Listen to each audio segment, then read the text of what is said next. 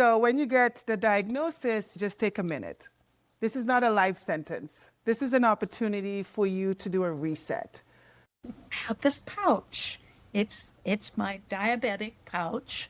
It's saying, hello, now my pads are too tight. So your blood sugar will affect your hormones, but your hormones will also affect your blood sugar. Oh, 1000%. Everything kind of stems from that mitochondrial is really what is going to determine the way that we feel, is going to determine the way that we handle menopause, is going to determine the way that we handle the sugar spikes, their cortisol, everything. Stay with us. This one might change everything for you here on the Better You Show.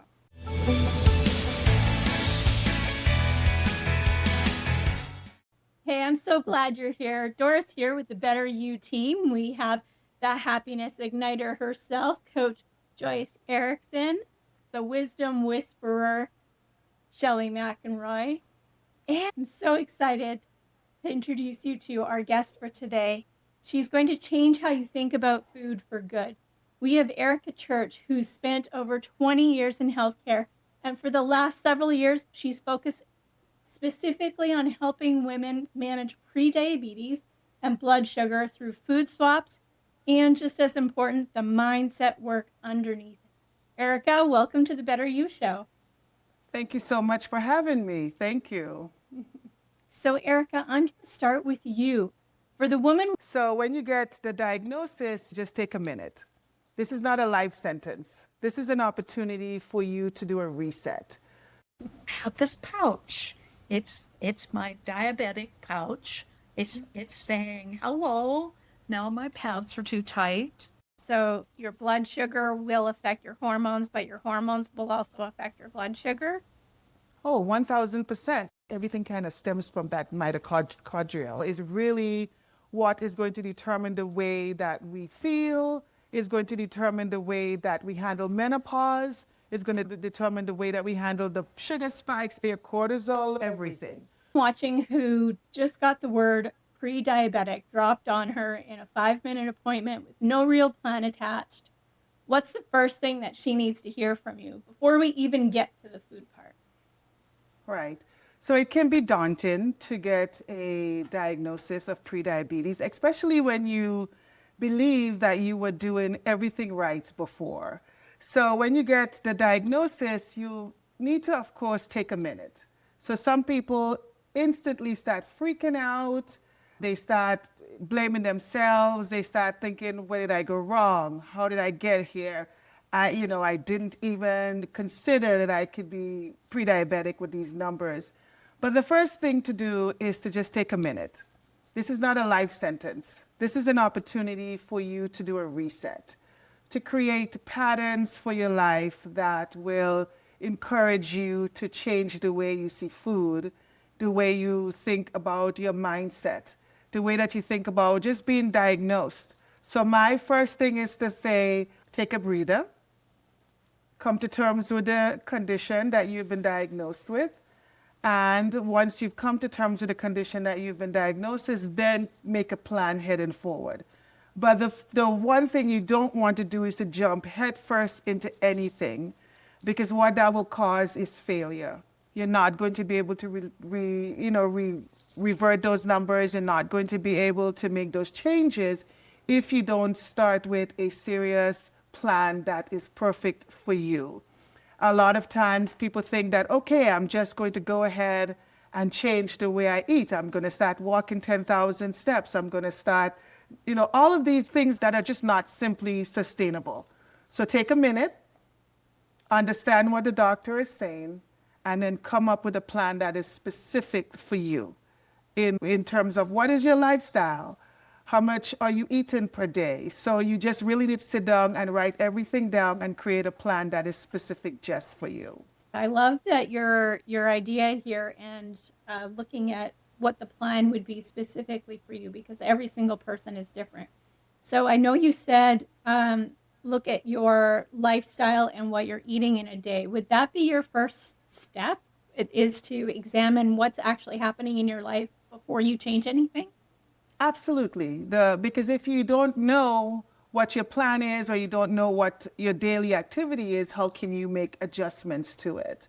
So you have to take a day or a couple of days and say, okay, what do I do when I wake up in the morning? How does my mindset? How do I wake up in the morning? Sometimes if we wake up in a rush or we are, in stress, all of these things can affect our numbers going forward.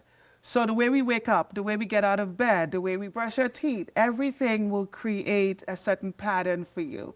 If you're living in a stressful environment in terms of, I got to get up, I got to rush to work, I got to get through traffic, I got to do all of these things, it could impact the way that your numbers show up. So check first how you show up for yourself. Then you want to go ahead and start looking at what am I eating in a day? And then make a record of all the things that you're doing first. And then you can create a plan going forward. Because you don't know what you don't know. You didn't know how you get here. So you have to examine the way that you get here in order to make these changes. And you mentioned how you show up for yourself. So it's not just the food you eat, it's all the other pieces and how it all works together. Those of us who are in midlife and approaching menopause or in postmenopausal, all of those hormonal things are going to affect your blood sugars as well, aren't they? Absolutely, absolutely. See, people think that it's just the food that you eat. It really isn't. It is the total package. Any diagnosis whatsoever stems from a complete overhaul or a complete package of the way that you live your life. Because some people can reduce their stress and that can reduce your numbers and without even making any food changes. Sometimes it is simply just lifestyle changes. So having a broad picture of what you do day to day is really, really important to reducing your numbers in the long run. Everything that Erica is saying makes absolute sense. So I received a diagnosis actually from a naturopath in 2017. I went to her and I said, my doctor isn't finding anything wrong, but I don't feel well. So she sent me for a blood test and it came back that I was diabetic. She said, your numbers are more than 7, but they're not a lot more, and you can do something about that. I know that you can change the way that you eat, you can change how you live your life, and it will change everything. So I went home and I started researching, and I read books. I read about how my cortisol would be up if I'm running and stressed all the time, and that would cause insulin resistance, which I'd never even thought about before. I thought about my terrible bad habits of not eating breakfast by grabbing a chocolate bar right before I went to work. Or at lunchtime instead of a real lunch. Well, I don't have time for a real lunch, so I don't want to go get a whole salad. That takes me 10 minutes to eat. I'll just grab a chocolate bar and then, I'll wear that off. Well, I might wear it off, but then I have the sugar spike and then the crash, and then I feel moody and cranky. There's so many pieces, and you're right, Erica, because we're all very, very unique. It's difficult to make a plan when you haven't actually done the full audit. And when you say your numbers, Shelley, do you mean your A1C or do you mean something else? Well, I do 2 things. I do A1C, I have that checked, but I have a little blood monitor and I check it. I want to keep it below 6 if I can. And what that's about is unprocessed food and understanding that fruit, as delicious and wonderful as it is also a source of sugar to our bodies. Even though they're natural sugars and healthy sugars, we have to consider, how much we're eating and when we're eating it and how much liquid we're getting, how much water we're drinking. So all of those will impact your numbers and also your weight. So what I didn't even notice, although I'm noticing it lately, is I have this little pouch. It's my diabetic pouch. It's saying, hello, now my pants are too tight and I need to go back to the drawing board and remember that even though I love to eat, I don't have to eat a lot to get what I need. Really thinking about all the different pieces that go into this, it would be so much easier to work with someone on that. Is that something that your doctor would do? So I would be the one that will coach the individual depending on when we've taken a look at their lifestyle and we've got a bird's eye view of what's going on. So my approach to it is swaps. So I am not a person, I do not believe that in order for someone to achieve the correct numbers that you have to give up all the food that you love. I just don't. I don't, because, you know, what's the joy of life if you can't have a candy bar, you know?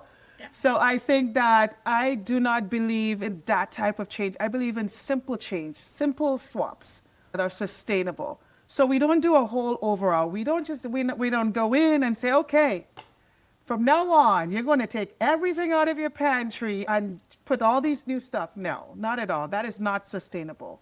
What we do is we do very small swaps that are sustainable. So we do it for a couple of days. We drink water for a couple of days, see how you feel. We change one of your favorite food out. So instead of having regular rice, maybe we try quinoa for a week and see how we feel.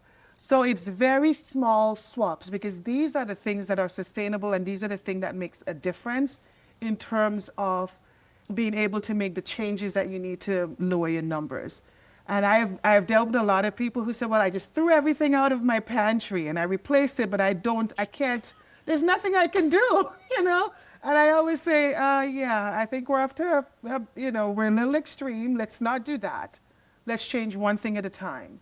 Let's get some steps in. Let's get some water. And it's very small shifts that is going to make a big difference over time. So that's what I try to teach individuals is once we know where we are, we know what our numbers look like, we don't talk about it anymore. When we do the sessions, we simply just start making these swaps because we get fixated, right? On the 7, on the 5, on the 3, is my cortisol high today?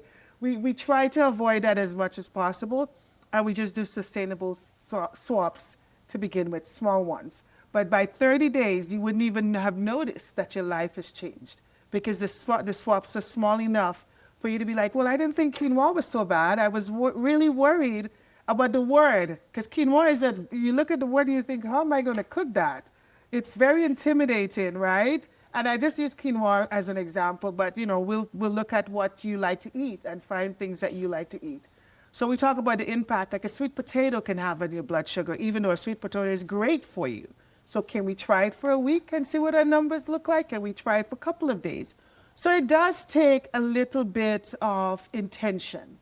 You do have to come in willing to put in the work if you are serious about change. So you can't say, oh, I want to have a coach and not be intentional about it. Because what we're going to do once we're intentional is create a rhythm, the rhythm that's perfect for you. Our body thrives on consistency. It thrives on rhythm. If your body knows that you are going to be drinking a gallon of water a day, it gets used to that and it loves that because that's where it feels, that's where it's at its optimum. So just really, really small swaps and nothing crazy. And there's never going to be a time when I say, you cannot have that candy bar. I will say, maybe don't eat the whole bar. Can we eat quarter of that bar? Because you have to have a little bit of sugar, I believe, right? I think that life is not that serious. But if we are intentional about the way that we're doing things, I think that is where we're going to make the huge impact in just making those swaps. That sounds much more Yeah. manageable than and this is something that my coach talked to me about, was the all or nothing thinking, right? I have to be either all in or I can't have anything at all, right? And there Yeah. is a happy medium by doing the swaps that you talked about. Absolutely. Absolutely. Yeah, it really isn't about a big overall. It really is, in what I've seen, is just simple swaps. And that's what I teach people, is how do you do simple swaps that's going to make the biggest impact for your numbers and your life in general. That isn't going to make it feel like work. I mean, it is work. But it's not going to be so overwhelming that you throw your hands up in the air and you say, I can't do this. This is too hard. In fact, I want it to approach it more simply than that. For you to be like, I thought it was going to be hard. and it's not. And here I am eating all these greens that I didn't know that I can put into my life just because I've made it simple for you. You know, we don't get to these numbers in a race, right? It is over time that we go to the doctor and it's been 50 years and you're like, wait a minute, what are you talking about? What do you mean, right? So just as much as it takes such a drastic time to change these numbers, it's going to be the same to reverse. But again, it can be done intentionally. You have to be willing to do the work because it does take some work on your part. I'm really curious to ask Erica, because we briefly brought in the concept of menopause and how that impacts the body. So when we deal with different stages of menopause, how does that affect the body in terms of prediabetes? Well, just like with everything else, once you go through menopause, your entire body is off, right? So it doesn't matter what diagnosis you have, high blood pressure, asthma, COPD. I mean, I could just list all of it. Menopause affects our hormone in such a way that if we were doing a swap of the types of food that we eat, it will lessen the impact of the menopause at the same time, because your cortisol will be normalizing, you'll be drinking more water, you'll be taking a little bit more exercise, a little bit more after you eat, you take a 10-minute walk. So when you're busy managing prediabetes, you're also busy helping manage menopause as well. Because even though we have the cravings, even though we have all of the things that are menopausal, the sweats and the uncomfortable and the bloating and all the things that comes with it, if we're now doing these lifestyle swap, it will in fact help through menopause to ease that burden. I love that. I love that. That's a really helpful perspective. Yeah. Yeah. Thank you. You're welcome. So your blood sugar will affect your hormones, but your hormones will also affect your blood sugar. Oh, 1000%. So our body is connected in such a way that if you stub your toe, you sometimes feel the pain in your head. And you don't even realize that you've stubbed your toe till you're like, wait a minute, did I stub my toe? Why do I have a headache?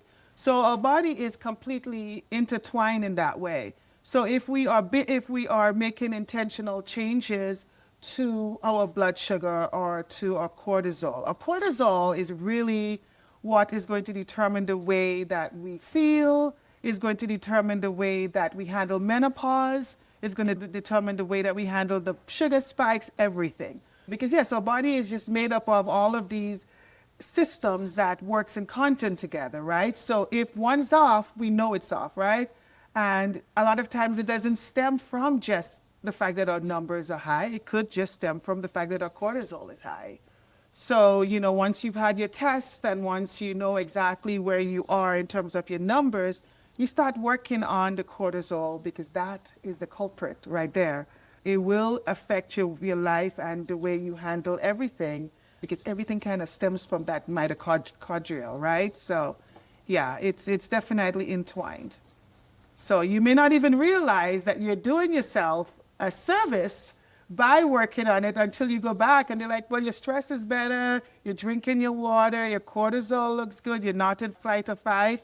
So yeah, sometimes we don't even realize that just by working on these small things that it affects us overall. For me, it's all about the cortisol, because I have anxiety and ADHD, and that's where my issues come into play. So what can we do to bring that cortisol down? So again, I feel like with cortisol, it's not just one thing, right? I think it's a series of things. You want to watch your stress. You want to make sure you're getting enough water. You want to make sure that you give yourself enough time to get to work. You want to give enough time to eat. So when you go to lunch, how fast are you eating, right? Like, are you just eating so much food in such a fast pace that you don't have time to even savor your bites? You don't have time to even really taste the food. So slow down when you eat. Slow down when you decide if you're heading to work or whatever. You have to take a minute, breathe, right? So take breaths before you do things. If you're going into a stressful meeting or a doctor's appointment or something, slow down, breathe a little bit. Like, I think that if we spend more time controlling our stress level day to day, and you don't have to do it for every situation that you're in, but try doing it for 1 or 2 situations a day. Maybe just lunch. So this week, I'm going to slow down when I eat, okay? And that's where we start. So you slow down, you chew your food, you taste your food, you give yourself time to enjoy your food. So I would start with just slowing down on your stress level. And then next week we could say, well, how much water are you drinking today? Why don't we add 2 more glasses of water, right? So let's just do that for a week. We buy a bottle, a half-gallon bottle. Maybe let's try drinking that. And then you've now introduced slowing down while you eat. So all you have to do while you're eating is drink 1 more glass of water while you're eating, right? So it's simple things like that. So really just making intentional swaps, intentional time to not shovel it in, to not, just take your time, slow down a little bit. So that's where I would start to help in your cortisol, is just by taking a little bit more time to eat, to drink, to walk, to wake up, to get out of bed, to start your day. If you sit on the edge of your bed when you wake up and you give yourself 2 minutes, 3 minutes, 5 minutes, just sit there. You don't have to do anything. Don't pick up your phone. Just leave it alone and just sit there and breathe to start your day. And I think that that will start in the beginning to help your cortisol, especially if you start your day off without being in flight or fight mode. You can start with 1 day, add another day, and you can do Monday, Wednesday, Friday. So just being intentional about slowing down a little bit with the way we eat, with the way we start a day, with the way we do everything would really improve your cortisol levels. Yeah, that makes absolute sense. And I love that. It's about intention, and it's something I've been working on. Yeah. And it is working slowly. Yes. Slowly, But it is surely. working. But it is working. Yes. Slowly but And it's small Okay. changes you're doing, right? You're not doing a big overhaul. And then that Right. would be what would stick, is when you do it that way. Love those. Thank you. You're welcome. I can really see where working with you alongside of my doctor or my health practitioner would be useful, because of course they have a million things going on. They don't have the time to help you make these changes that you need to make that would help you. That setting of intention, that moving forward slowly, those small shifts that you talk about, I think would make such a huge difference. And I've seen it in a lot of other places. So why not health? Health is wealth. That health is wealth. And there's nothing else to say about it. It's the absolute truth. And we don't want to always wait till we get a diagnosis to be conscious of our health. Like, we should probably try to do something every day or monthly that is going to help us health-wise. So every single day that I at work, I walk after I eat. That's a non-negotiable for me.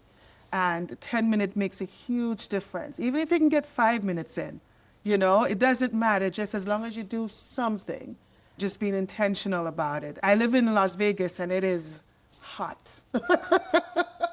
It is just, okay? So even if I walk through the building at work, I make sure I try to get that 10-minute walk in every single day after I eat, because that is going to set the tone for the rest of your afternoon. Because if you're able to take that walk, your cortisol will not spike, and you will not have that 3 p.m.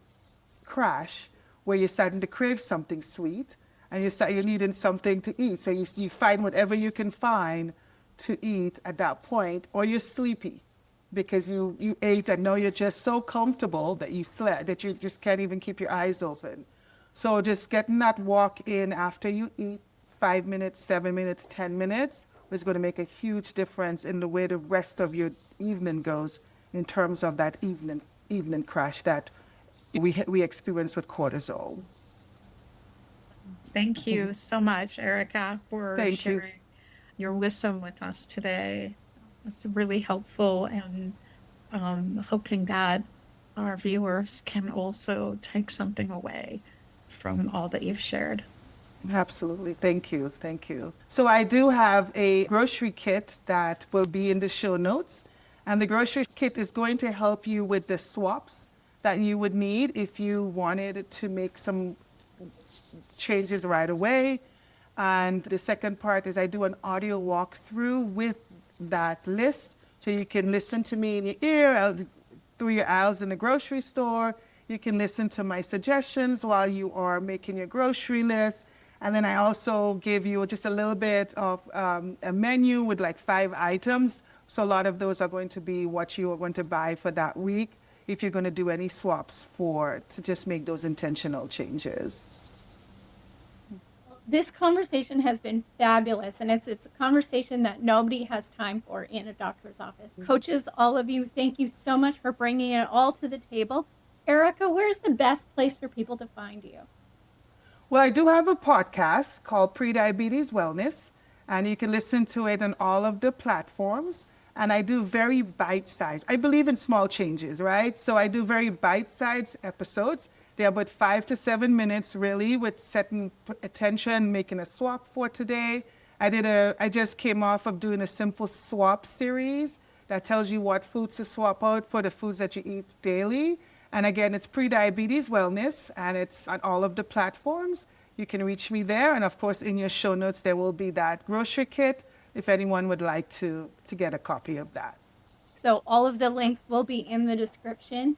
Most of all, thank you for being here. If this changed how you're thinking about your own relationship with food, that's worth exploring further with someone who can actually walk it with you.